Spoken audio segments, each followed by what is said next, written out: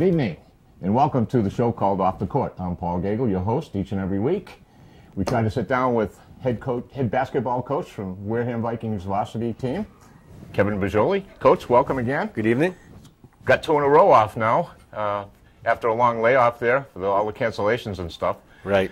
And I guess my first question I'd like to ask you is, before we played last night we were at Peacock, and we hadn't played since the Redford Vote game on a Sunday. So there was an 8-game layoff. Well, actually, we had Old Rochester right before that. Oh, I'm sorry. Yeah, I wish we didn't, but we did. Yeah, we had that to talk about. But before the Old Rochester game, now that you corrected me, we had an 8-day layoff. Correct. Okay, so you've got practice, and when you're setting up those practices, you've got 2 things you're worrying about now. Of course, is keeping them fresh, right? Are you working fundamentals, or are you concerned about when we have a long layoff like that, we'll go really hard in the beginning of the week with a lot of conditioning, a lot of running, a lot of full court stuff. We always work on fundamentals and basic skills every day, so that we continue with that. But it's really going hard on transition offense, transition defense, pressing, and conditioning. So we did that in the beginning of the week, and then as we get closer to the game, we taper off a little bit and work more on executing our plays and shooting. Game plan. Because you have Old Rochester coming up. Correct. So probably a little more than halfway through that week, you start to focus on them. On a game plan. And you had seen Orr play against Case at home prior to that, so you had a little bit of scouting to go over. We knew what to expect from Old Rochester, and we knew we'd be in for a tough game, and it proved that we were. Close game, could have gone a different way, didn't, and that's a credit to Old Rochester. And the other question would be, you already played that team in December, and you won, I don't know, was it 61-42, whatever it was. How much of that is used in your planning? That doesn't go out the window. Does that coach usually run about the same thing he's going to throw at you usually? Most teams run what they run. They run the same stuff usually, and some coaches will make a few adjustments or a few changes. So, I mean, we knew their personnel very well. We knew pretty much what to expect, what they could do. So there really weren't any surprises in the game. Some different players stepped up for them maybe. That was a little bit of a surprise. Not a surprise, but we took away the players we wanted to take away, and just unfortunately didn't take away enough players that game. Yeah, and two of their seniors, Jeremy Bear, 6'5", center forward, and Hayden Bergeron, 6'2", senior forward. Both of them had big games prior to your game. Jeremy Bear had a big game against Case. I think he had 19 points, 12 rebounds, and 5 blocks. Bergeron had a bunch of points in that one, and Raekwon Phillips also. But mentioning the junior, Raekwon Phillips, you guys shut him out last night. Excuse me, the first game this week, and Monday night against Orr. And the first game, I think he poured in 15 points. So were you concerned about him? Well, we put Mason on him this game, and Mason's a very good defender, and then Raekwon got in a little foul trouble as well, so he didn't play as much as he normally does. But Mason can do that to people. Yeah, and the other positive thing going towards the end of that game is, I think it was less than 3 minutes, and Phillips fouled out. So that was a good sign. Unfortunately, Bergeron was still hitting his shots, and he scored 14. Right, they hurt us on the boards in that fourth quarter, and then we had some bad turnovers down the stretch, and so unfortunately they knotted up the league race going forward, so we still control our own destiny. And did you realize that in the first one you had shut down Bergeron also? He didn't score a point in that one. I looked at my stats, and if I'm wrong, which I could be, but I pretty much you shut him out. Well, he's been playing more in the last 4 or 5 games than he has in the first part of the season, so I think he's waking up as a senior, and I think Coach Cavallo realizes what he can do on the boards for them. Yeah, and he's basically the 6th man. He had been, even in the start of the game Monday night. He was the 6th man. He came in off the bench again, and actually the 14 points he scored were all their bench points. The other points, I think the other 49 they scored were from the regulars. So he was their bench. And so anyway, just go over the game just a little bit, quarter by quarter. The first quarter, 13-13. And then the second quarter, you stepped it up offensively, 18 points to take a 31-27 halftime lead. So what did you like from the team and not like in that first quarter going into the second quarter? Well, I think, I mean, I thought we knew there was going to be an emotional, loud, volatile crowd, and we were looking forward to that, actually. Yeah. So we knew there'd be a little emotional rush in the beginning of the game for them. So I thought we handled that well. In the second quarter, we started to score in transition. We pressed a little bit. We got an 11-point lead at one point that they whittled down to 4. And I think the fact that they were able to whittle that lead down, that really helped them, because if we could have kept that lead at halftime, I think that could have made a bit of a difference, and they would have started questioning themselves. But they came back, and so I liked how we opened up the 11-point lead. I didn't like how we whittled down to 4. Because halftime you still got a 4-point lead, but like you said, they had a 13-3 run to cut the lead to 4 points. So you were concerned about that. Is that what you talked about with the kids at halftime? We did. We said we had them where we wanted them, and we let them off the hook. And we can't do that against a good team at home. And so it proved that we needed every one of those points. We couldn't afford to give up points at any point of that game because we had trouble scoring down the stretch. So, so anyway, we ended the half okay, up 4, and then but in the third quarter, I guess, what was the score at the end of the third quarter? I don't remember. It was at the end of the third quarter. It was, you still had a 3-point lead, and so they scored 14, you scored 13, so it was pretty much even there. It was in the fourth quarter where the wheels started to come off the wagon, so to speak. But I think we mentioned that you actually had an 11-point lead, I think, going into the halftime at one time before they whittled that down. So it was pretty much even in the third quarter. It's the fourth quarter that killed you. 11 points, only 4 field goals. You were scored 22-11. Right, and that's not going to get it done. I mean, it was a tie game. We had the ball tie game, though, with about, I think it was 2 minutes to go under our own basket. And that's where we threw the ball away, and they got a layup and foul. And then the next play, we threw the ball away again, and they got a layup. So that was, for all intents and purposes, the ball game at that point. Yeah, Mason hit a 3-pointer. Tie the score at 53-53 with 2 minutes and 9 seconds on the clock. Then those bad turnovers happened. Mike Pushnick, the senior, makes a key steal. He had a cross-court pass at midcourt. He stole. He came in, layup, foul. He goes to the line for the bonus. Now they're up 3, 66-53. Then on the next possession, another bad turnover. They stripped the ball from your captain. I think it was Menard. Went in. It was another bad pass that happened. And, So, and now you're down 5 with 50 seconds on the clock. So now you're in a tough spot.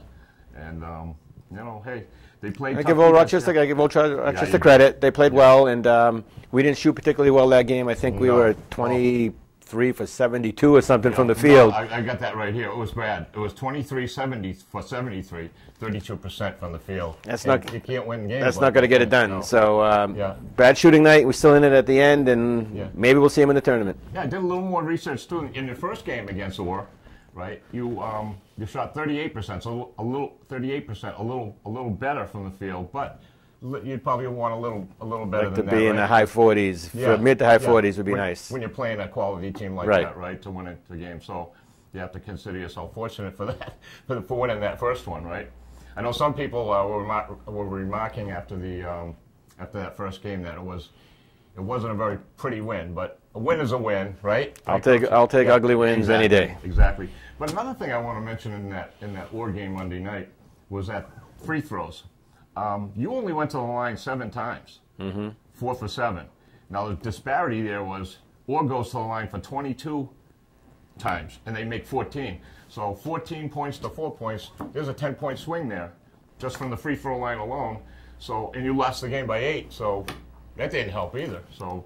No, but sometimes you can't control that going to. No, and I mean we shoot a lot of jump shots, and you don't often get to the foul line shooting jumpers. Although we did get into the lane a little bit too, but I'm not going to disagree with you. I know, and the last time we sat and talked in our last show here, you talked about when you implemented the 1-3-1 defense on New Bedford Volk because of their big guy and stuff. So. What were you trying to do? What was the best defense you thought might work against Orr? Well, we tried to go man for most of that game. Okay. We switched to some zone press and some 1-3-1 a few times. Where they hurt us was when they went with the 3 bigs, when they brought Bergeron in along with Pruchnik and Bear. And I only had 2 bigs, and I didn't think I could go with the third at that time. And in retrospect, maybe I should have, because we got hurt on the boards, and they were able to overpower some of our guards that had to cover a bigger player. I think they hurt Case in that same way too, and geez, they did a nice job against New Bedford Volk also.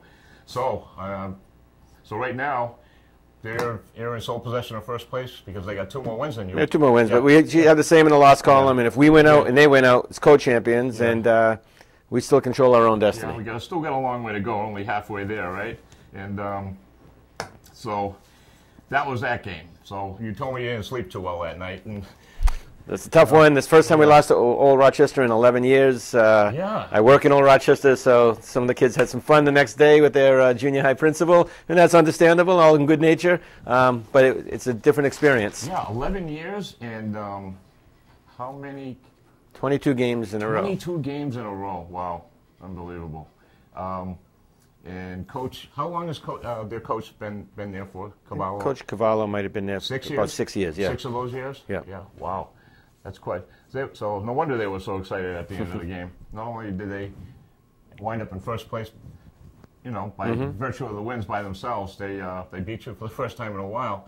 So this year, you had 39 in a row going on, and that ended, right? And you lost for the first time 2 games in a row. So, any more good news you want to bring up? No, but anyway, you're smiling anyway because the kids rebounded well. Yes, I mean, they've got the right attitude. They realize we can't cry. We got to just move forward and try to take care of business and learn from our mistakes and move forward. That's all you can do. Yeah, no practices. I think what helps is you go right in the next night to another game. We go down to Seekonk, play the Warriors, and they pretty much are not doing too well this year. They, I think they're 2-9 overall, and 2-8 in the South Coast Conference. So going into that one last night, and you had Matthew Nunes to be concerned about, their point guard, their junior point guard, good-looking ball player. He scored 17. What was your plan last night? Plan was to pretty much go man-to-man, mix in some zone press, try to run. I mean, I like the way we opened up the quarter with 20 points, but we also gave up 20 points in the first quarter. So I wasn't happy with our defense in the first quarter. Second quarter was, if I'm not mistaken, I think it was... You guys put in 26 points. Okay, yeah, so that was... a big offensive quarter. So that was good. That's the kind of the old school Wareham team coming back. Which was nice to see. And I think we basically put the game, well, we didn't put it away completely, but we took a big step to putting it away at that point. Because we'll talk about the third and fourth quarters in a while, but I just wanted to point out that you still held them to 12 points. You cut down their output in the second quarter to 12, so that was nice. And you had a nice 46 to 32 lead going into the halftime. So I think I was watching you pretty much going man-to-man, right? Yes. In that one. Yeah. And so you were happy with that defensively? Overall, yeah. And I thought, I mean, the third quarter, I think we held them to 5 points, if I'm not mistaken, in the third quarter, but we only scored 9. So it's kind of like a double-edged sword. Sometimes when you focus on the defense, you don't run as much and press as much occasionally, and it slows the tempo down. So, I mean, we outscored them, but the tempo slowed down. We missed some bunnies early, some plays that we set for layups. Right. So that helps.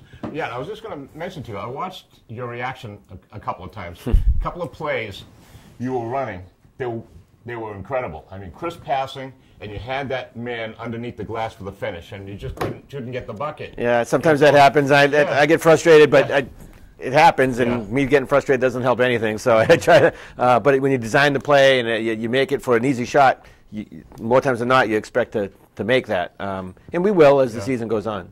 And the good thing last night was that Andy was finally getting on the scoring column along with Mason. He started hitting some threes, and that was good. And LaTroy Harrison, what a monster night he had last night. Troy played very well. LaTroy's proven to be one of the top players in the conference this year. His shot was on. He always works hard, and so it's gratifying to see when those points go in for him. It helps him. It helps the team. Right. I think one of the things, I think when you look back, you said you didn't sleep too well that night, and I'm thinking about the Orr game, but we were also thinking about some of the things that you might have been doing this year so far to the halfway point that you might want to look at a little more closely and change a few things, like maybe some playing time for some of the other players, or changing the defense up a little, maybe? Well, we put in a new man offense in the last week, and we actually ran a couple of that set against Seekonk and scored 3 different times off of it. We're kind of going to keep going with that a little bit. In terms of personnel at this time of the year, you're going to go with what you pretty much going to go with what's got us here, and some players' minutes might go down, some might go up, but there won't be any radical changes at this point. So the new offensive play or thing that you're fooling around with now, experimenting with now, is this something you've used in the past or something you've come up with? No, new this year. Okay. So we have never run it before. So it's a motion continuity offense with some different options off of it that we're looking to try to execute efficiently the rest of the season. Okay. And I just wanted to mention one of your players that's struggling a little the last couple of games, Matthew Griggs. How's his Matthew's worst enemy is Matthew. I talked to him on the bus last night because he was down on himself for missing some layups, and I said, Matt, he's a great defender. He's one of our best defensive players, one of our best players on the press. And I told him we need that. And he's a quality player, quality kid. He took it personally, and I mean I want my players to be invested emotionally, and he is. Yeah. And he was fine in practice today, and he'll be fine when we play tomorrow. You don't want to see a kid who's so talented like him, especially he's got another year to go, and he's going to be one of your leaders next year. Right. And he's a great defender. He's fast. He can press. He's got a huge wingspan. We talked about that last. And the shots just aren't going in. And I noticed that when you're working your motion thing, and he gets some chances he can make a 3, and he's passing them up. Is that because you need another pass, or is that up to him? I mean, most of our players have a green light to shoot the open shot, and it's more of his choice than a coaching decision at that point. Okay. Yeah. So it'd be nice to see tomorrow night in Dayton Rehoboth, Matthew get on the board early and get some confidence. And, would. Yeah, he's a good kid, quality citizen, and we're behind him 100%. Yeah, and the good thing last night, your bench came through with some points finally, so that's nice to see. You had 9 players on the scoreboard, which is nice, and bench comes through for you. I think you had 16 points from the bench, 8 players on the scoring sheet. Yeah, it was good. Good team effort. Everyone got to play, which is always good, and it was a much better bus ride home than the night before. Yep, the final score 71-46, and back in the winning column, and because we're going to Dayton Rehoboth tomorrow night, and big road trip way in the woods, and let's talk a little bit about that team. They are 4-5 overall, and also 4-5 in the South Coast Conference. Their big players are Kino Balazar, Benny Roach, and who's the other guy there I'm thinking about? Well, those are their 2 big guys. Right. Roach, I think, scored 17 against us last game. The Balthazar kid might be injured. I heard a rumor that he might have. I heard he might have broken a foot. So we'll have to see. I don't have that verified, so I don't know if he'll be playing tomorrow or not yet. They lost their last 2 games. They lost at home versus Volk. They lost 65-57, and away Apponequet. They lost a tough one, 47-44. But in that one, we got Matt Anderson is back from his injury, the big guy. Correct, and I'm pretty sure Apponequet beat Volk pretty big last night. So really? I didn't see that score. So there, and he played, and I think he scored 11 points. So he's back. We'll be talking about that game next session and off the court. So, what are your plans on that one to do?